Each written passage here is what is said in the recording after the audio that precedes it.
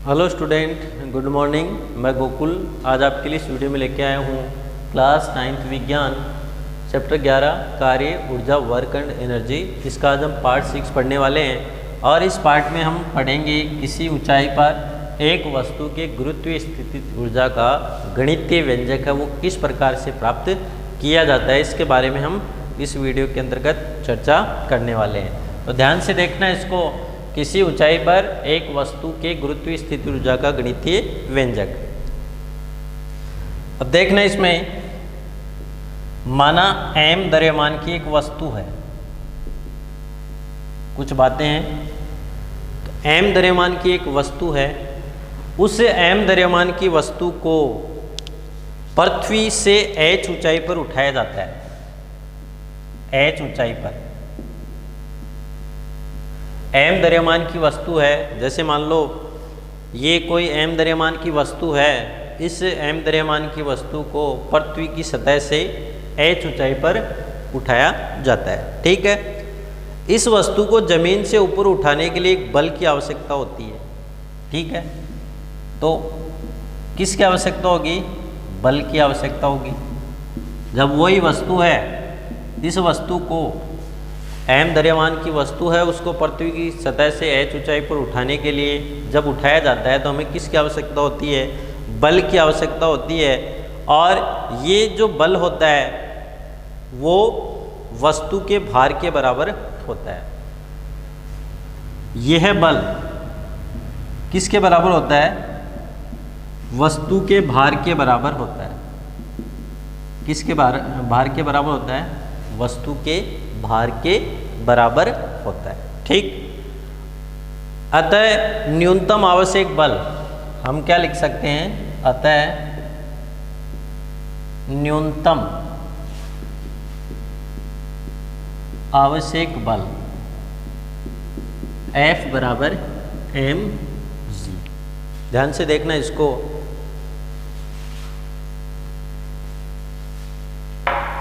देखना इसको फिर से। माना m द्रव्यमान की कोई वस्तु है, उसको पृथ्वी की सतह से h ऊंचाई पर उठाया गया है। जब इस वस्तु को पृथ्वी की सतह से h ऊंचाई पर उठाते हैं तो हमें बल की आवश्यकता होती है। और यह जो न्यूनतम आवश्यक बल है वो किसके बराबर होता है? वस्तु के भार के बराबर होता है। अतः न्यूनतम आवश्यक बल वस्तु के भार mg के बराबर हो गया है। ठीक है। और वस्तु को ऊपर उठाने के लिए किए गए कार्य के बराबर ऊर्जा वस्तु में अंतर्निहित हो जाएगी। अब देखो, वस्तु के भार के बराबर बल लगेगा। अब जब ये वस्तु के भार के बराबर बल लगता है तो ये जो बल है भार के बराबर उतनी ही ऊर्जा है उस वस्तु के अंदर निहित हो जाती है, अंतर्निहित हो जाती है। माना कि वस्तु को गुरुत्वाकर्षण बल के विरुद्ध ऊपर उठाने में किया गया कार्य। माना कि वस्तु को गुरुत्वाकर्षण बल के विरुद्ध ऊपर उठाने में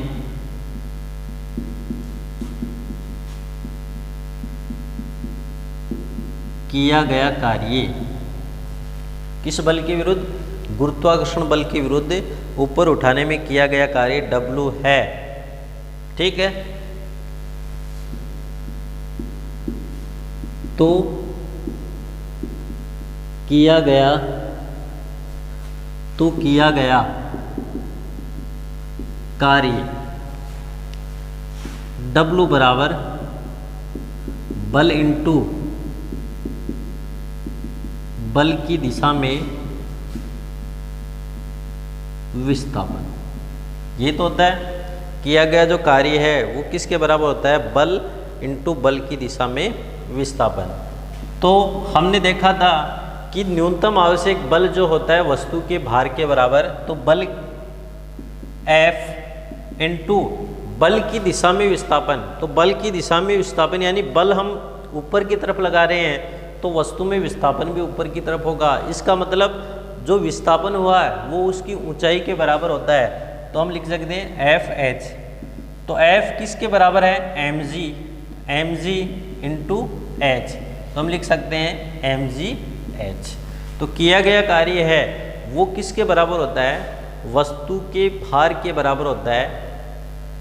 किया गया कार्य वस्तु के भार इंटू बल की दिशा में विस्थापन के बराबर होता है। तो किया गया कार्य W बराबर क्या हो जाएगा, mgh हो जाएगा। अब चूंकि वस्तु को h ऊंचाई पर ऊपर उठाने पर उस पर कार्य किया गया कार्य क्या है, mgh है, और वस्तु के द्वारा इस कार्य के कारण निहित ऊर्जा mgh होगी।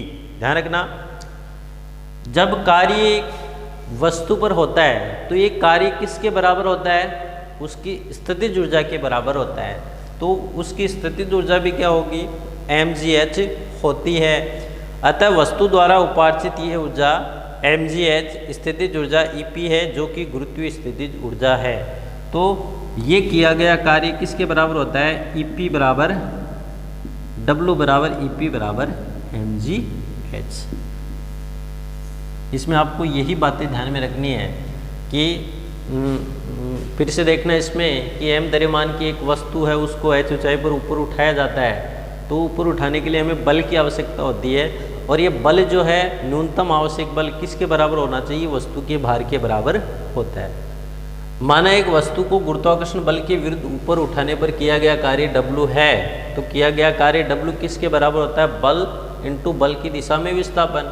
तो बल यहाँ पे F है, और F किसके बराबर है, वस्तु के भार के बराबर, तो mg, और विस्थापन यहाँ पे ऊंचाई के बराबर है, तो इसको हम क्या लिख देंगे, h, तो mgh। और ये जो किया गया कार्य है वो वस्तु की ऊर्जा के रूप में उत्पन्न होगा, और ये ऊर्जा कौन सी होगी, उस वस्तु की स्थितिज ऊर्जा होती है। ठीक है, तो ये आपको इसमें मुख्य रूप से ध्यान में रखना है। तो हम लिख सकते हैं कि गुरुत्वीय बल द्वारा किया गया ये कार्य वस्तु की प्रारंभिक और अंतिम ऊंचाइयों के अंतर के निर्भर करती है, और उस रास्ते पर निर्भर नहीं करती है जिस पर वस्तु ने गति की है। जैसे मान लो यहाँ पे कोई वस्तु है सतह के ऊपर, इसको यहाँ पे लेके गए, और ये सतह के ऊपर वस्तु है, इसको हमने इस प्रकार ऊपर लेके गए, तो ये उसकी एज के ऊपर निर्भर करती है, ना कि उसके पथ के ऊपर, कि वस्तु को किस पथ से ऊपर उठाया गया है। तो ये आपको इसमें ध्यान में रखना है। जैसे एक वस्तु को दो रास्तों से गुरुत्वीय बल के विरुद्ध ऊपर उठाया जाता है। जैसे यही हमने एक डायग्राम देखा है, तो एक वस्तु को दो रास्तों से गुरुत्वीय बल के ऊपर उठाया गया है, तो ये वस्तु की स्थिति है सेम, और इधर है ये h है, और ये भी संपूर्ण क्या है, h। ठीक, अब देखना इसमें दोनों स्थितियों में वस्तु को एक ही ऊंचाई h तक उठाया गया है, और ये मान वस्तु के ऊपर उठाने के लिए अपनाए गए रास्ते पर निर्भर नहीं है। ठीक है, अब ये A स्थिति है और ये B स्थिति है। अब देखो m द्रव्यमान की कोई वस्तु है, यहाँ पे पड़ी है, उसको गुरुत्वीय बल के विरुद्ध ऊपर की ओर उठाया जाता है, h ऊंचाई पर ऊपर की ओर उठाया जाता है, उसके ऊपर बल लगाया जाता है। ठीक है, और जब उसके ऊपर बल लगाया जाता है तो ये h ऊंचाई ऊपर की ओर चली जाती है। अब ये जो न्यूनतम आवश्यक बल है वो वस्तु के भार के बराबर होता है। इसका मतलब यहाँ से हमने वस्तु को यहाँ पे उठाया, तो ये जो है वो किसके ऊपर निर्भर करता है, वस्तु की ऊंचाई के ऊपर निर्भर करता है, न कि वस्तु के पथ के ऊपर। जैसे दूसरी स्थिति में हमने वस्तु को यहाँ उठाया, उसके बाद में यहाँ, उसके बाद में इधर लेके गए, उसके बाद थोड़ा ऊपर, फिर इधर लेके आए, फिर यहाँ पे लेके आए, तो ये उसकी ऊंचाई पे निर्भर करता है, ना कि उसके पथ के ऊपर निर्भर करता है। तो ये आपको कुछ स्थितियाँ हैं वो ध्यान में रखनी है। तो इन स्थितियों को यदि आप ध्यान में रखोगे तो आप आसानी से जो है वो इनको हल कर सकते हो। तो ध्यान रखना, स्थितिज ऊर्जा का सूत्र EP बराबर W बराबर EP बराबर mgh प्राप्त होता है। यहाँ m द्रव्यमान है, g गुरुत्वीय त्वरण है, h वस्तु के द्वारा पथ की लंबाई यानी तय की गई वस्तु के द्वारा तय की गई दूरी जो उसकी ऊंचाई के बराबर होती है। ठीक है, तो ये आपको कुछ स्थितियां हैं जो इसमें आपको ध्यान में रखनी है। ठीक, अब उसके बाद में अगला हमारे पास जो आता है कुछ एग्जाम्पल है, उन एग्जाम्पल के द्वारा हम इस स्थितिज ऊर्जा है उसको आसानी से समझ सकते हैं। तो देखते हैं इसमें कौन सा एग्जाम्पल है।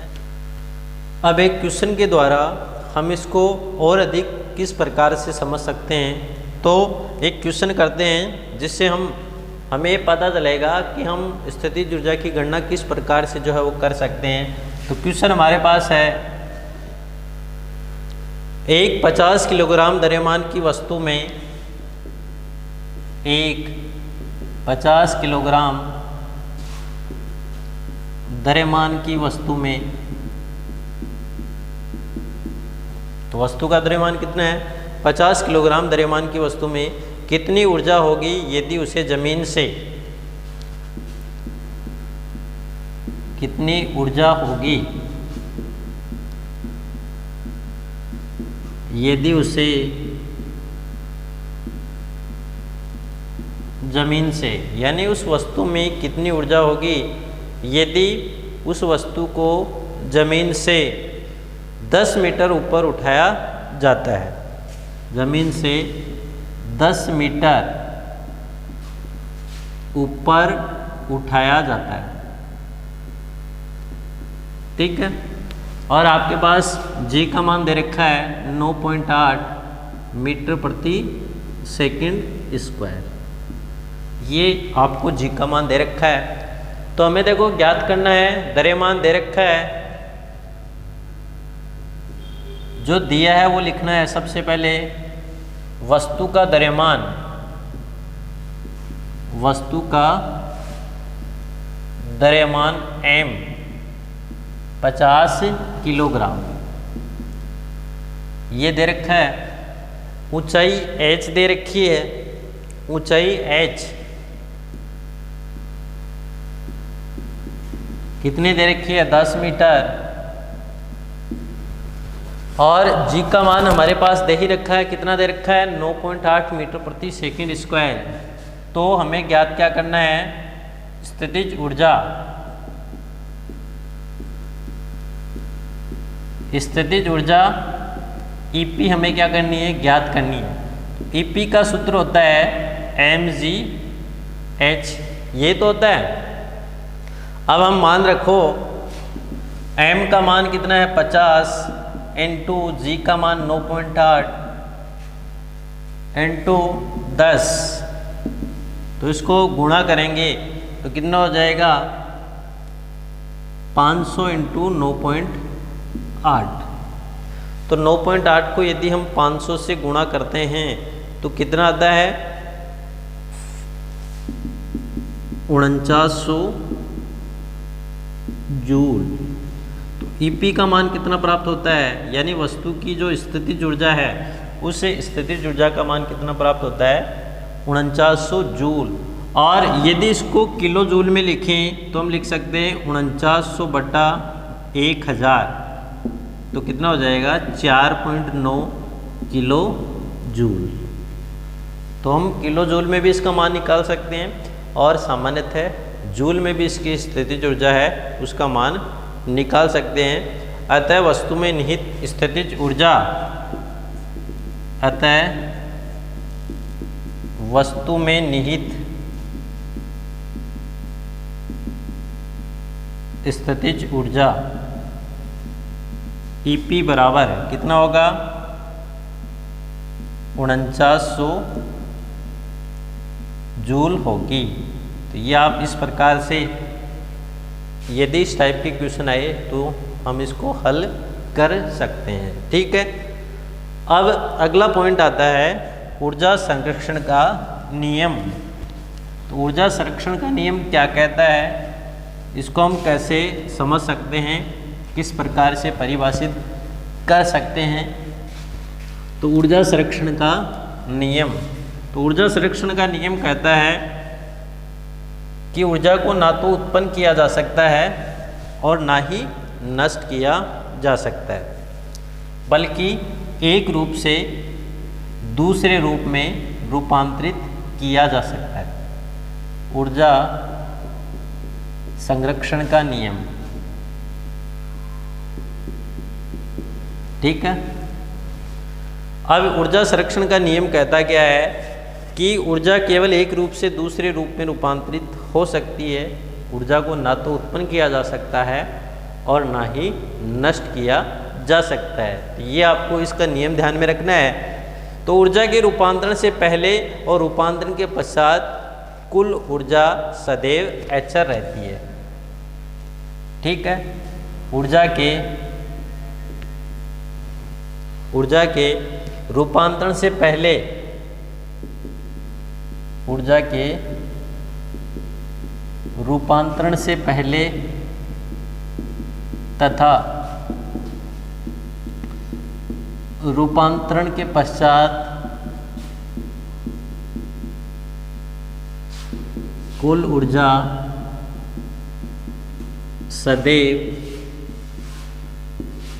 अचर रहती है।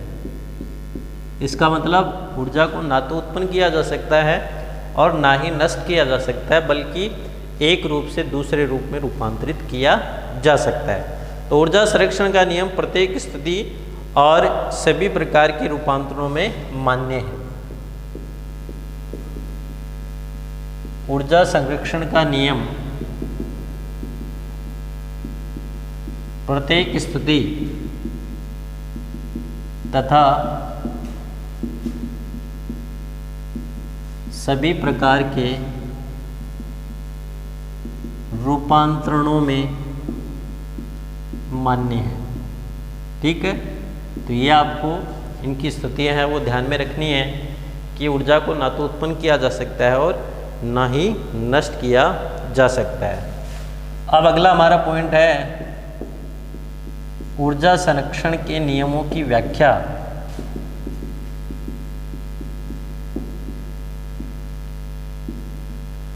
अब इसके संरक्षण का जो नियम है उसकी व्याख्या किस प्रकार से कर सकते हैं।